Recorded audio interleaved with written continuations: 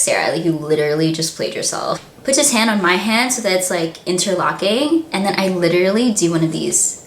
Like I just like awkwardly like pull it away.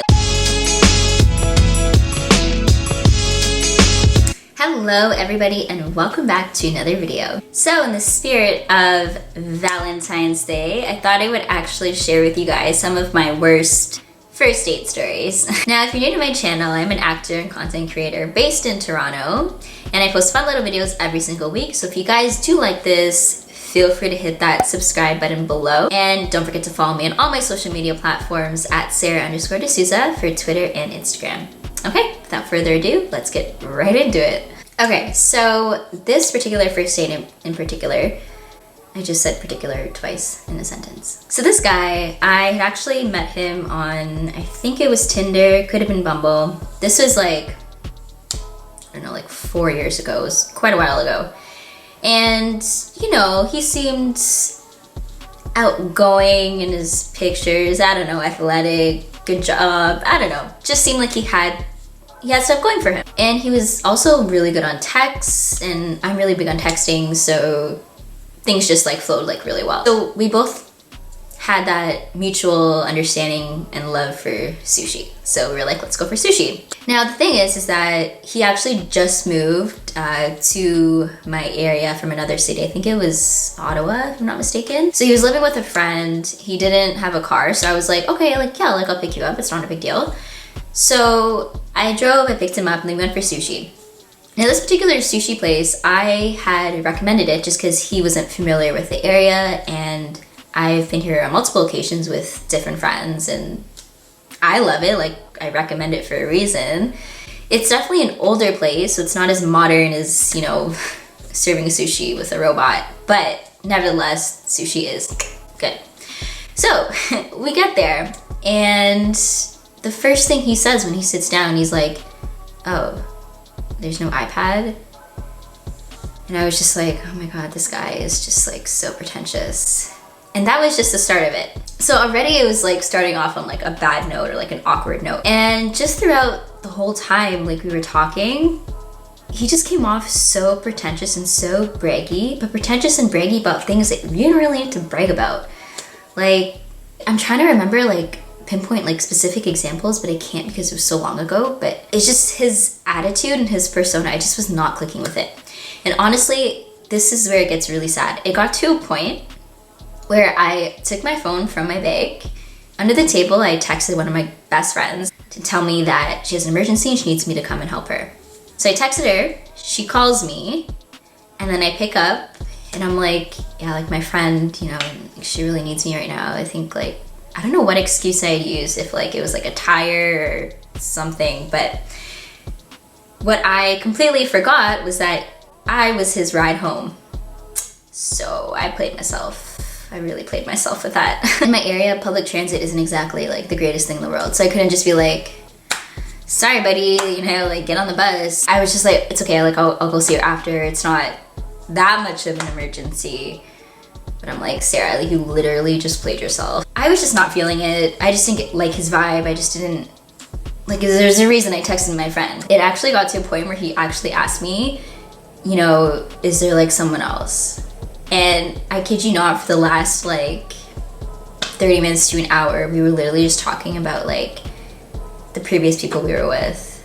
And and he's like, I feel like you're still hung up on this guy. And I'll be honest, I kind of was. And he's like, I think there's some things that you need to take care of. And I was like, yeah, you know what, you're right.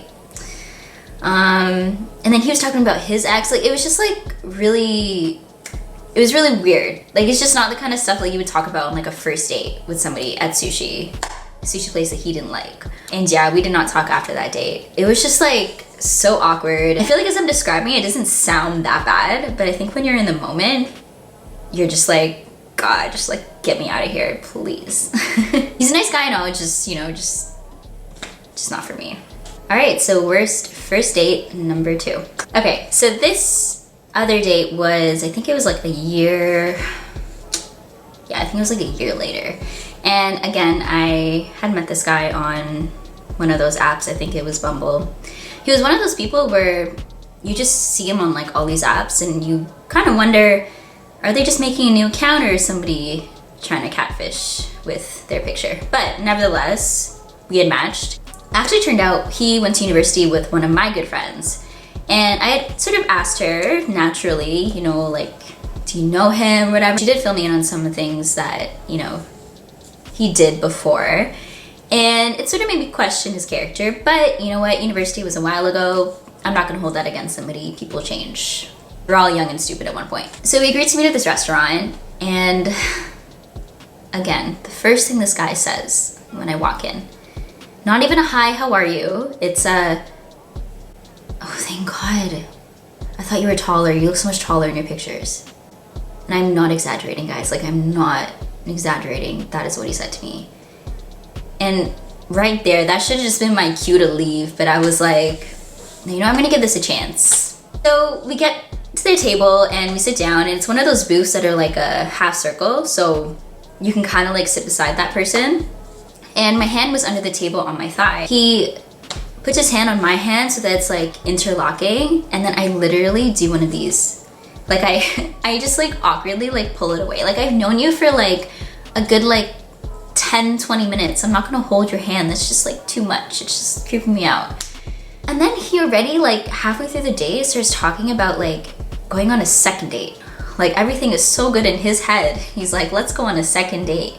And what's even weirder is that he was like, there's this outdoor movie theater near my house. We can go there. You can even stop out at my parents' place first. You can meet them.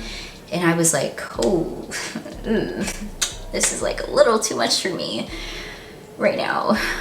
It was just like really weird, and he was just all up in my face, and maybe that's just, you know, his personality, which is fine. Everyone has their own personalities, but it was just like too much for me. And I feel like as I'm explaining this, I sound like such a terrible person. I don't know, man, it was just like weird.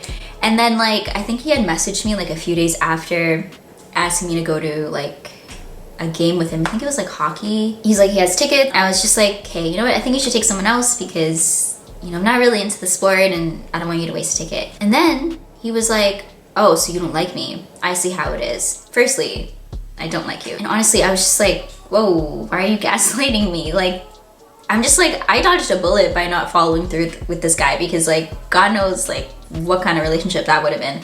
But I was like, it's not a big deal. I literally just said no. Like, I don't feel like going to a game that I don't like. Like, why would you? It was just like weird, man. Yeah, we did not speak after. But yeah, so that's my other worst first date story.